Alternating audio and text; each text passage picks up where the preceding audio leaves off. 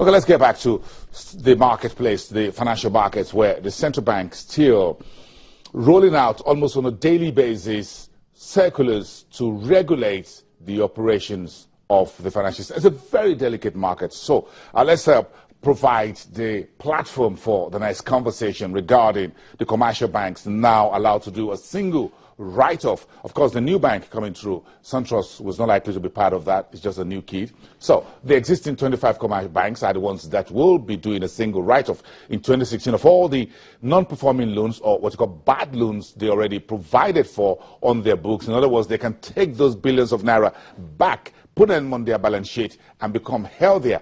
The state of Nigeria's banks, as far as bad loans, has been really under pressure in recent years because of lending to oil and gas, electricity segment, the FX naira-dollar misbehavior, as well as the contraction in the economy. Now, the central bank says they can clean up their balance sheet just once. 2017 is back to business. So, thank you, the regulator.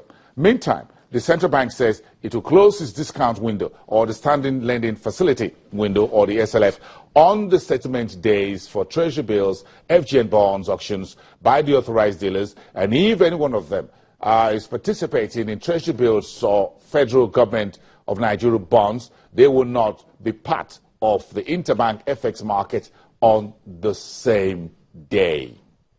Meantime, $30,000 is the weekly limit of all inward money transfers that banks are allowed to sell to all bureau-de-change operators. They will sell $5,000 only to every customer at no more than 2%. The banks will be allowed, or are allowed, to make 1.5% as the final limit at which they will sell to bureau-de-change operators. What happens from there, don't ask me what the end users would do. But this is a story, a new development we're keeping a very permanent eye on as far as the marketplace is concerned. We need to get a bit more sense of the banks writing off billions and billions, dozens of billions of naira. Wale Lucy is an investment research, is an investment analyst with Afrinvest, an investment and securities firm here in Lagos. He's joining us via Skype as well to flesh up this bank's conversation, the cleanup, not in the Ogoni land, but on the bank's books of accounts. Wale, good morning. Thanks for coming through. Good morning, Bob. Yeah, this is a cleanup exercise. Good news, isn't it? Well, I think it's good news for the banks. They should be excited. Yes. Do we have an estimate of what is likely going to go down, the size of it? I'm trying to round into double, if not triple digits. Well, there's a likelihood that the estimate is going to be up to double digits. But what is seeking out here is the fact that NPLs are likely to, NPL ratio is likely to come down from double digits to a single digit if this forbearance is implemented. Some banks are already at the threshold of 9%. No, as at Q1, based on what we got from CBN, NPL ratio as at Q1 2016 is something around 10.5%.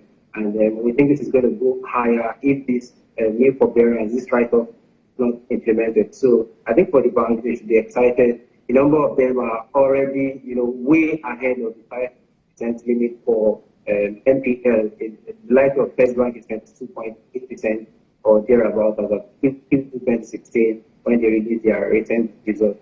The likes of ETI and Diamond. So we think a write-off of the non-performing loans or call it bad loans based on this new guideline for just this year, which we think is lenient. It is more of a lenient pronouncement coming from the CBN, looking at the pressure in the economy and how it will affect the bank's performance. We think it will definitely, reduce the NPL ratio in 2016. But more importantly, it also supports their CAR because taking that off their risk-weighted asset will also go a long way in shoring on propping up their CAR, which are taking a hit following a lot of impairment charges that many of them have booked so far in 2016 as well as the 2 years 2015. So we think it's a good one for the bank. They pitched for it, and CBN was lenient enough to consider them. Yes, this is good news, but let's fast track it very quickly. Wale, where do you think this money should go? Yeah, I got about 20 billion, 50 billion on my books, whatever. I'm taking it off.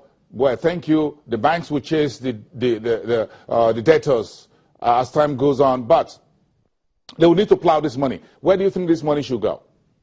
Well, what we are seeing from the numbers doesn't look like the banks are ready to grow their risk asset or expand credit further this year. Many of them have already been beaten hard by huge exposure to oil and gas, like you rightly mentioned.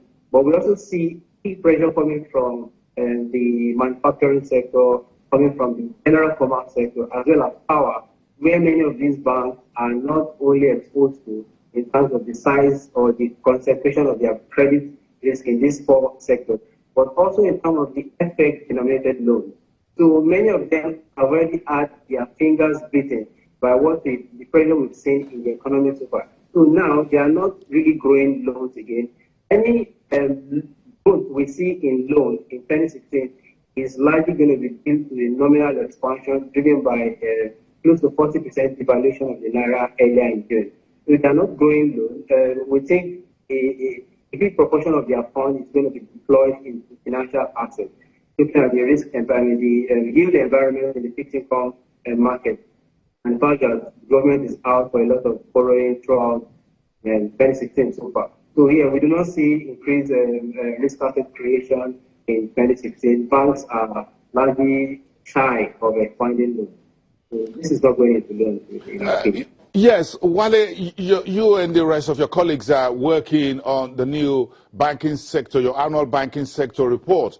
But this is not really coming as good news, on the other hand, that banks are not going to expand credit because they are scared or because they've been scared of what happened. So where do we go from here? Banks' business is to take deposits and lend it. So if they're not going to lend to the real economy, that gives a proof to the central bank comments that, at the MPC that they are not lending to the economy and they are not transmitting. So what do we do in 30 seconds? Oh, sorry, Watson, I got the last part of your question was skipped in the middle. But if I get it correctly, you are wondering where do we go from here in terms of loan, right? Wale Olusi, I guess we lost that contact there. Wale, thank you very much for your time. We apologize for that disconnect there. I guess the network, the Internet of Things is a little bit wacky this morning. Thank you very much, everyone. We'll be back in 1 minute. Stick around.